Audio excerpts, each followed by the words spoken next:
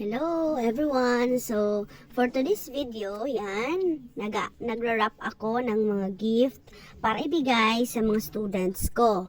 So, yung mga gift na yan ay wish list nila na hiningi ko noong nag-start yung klase namin this school year. So, hiningan ko sila ng wish list, yung mga gusto nilang ma-receive this Christmas. So, nung meron na akong list, isa-isa ko yung binili.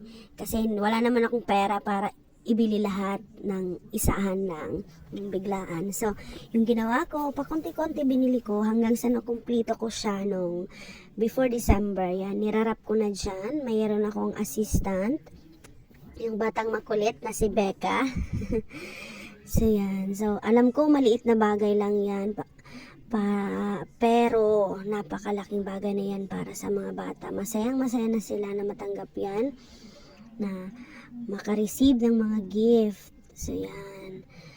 Thank you so much, Lord, for the strength na binibigay mo sa akin, na yung mga favor na parating yung ibinibigay sa akin para magawa ko yung mga bagay na to. Sana maging masaya yung mga bata sa linunuban.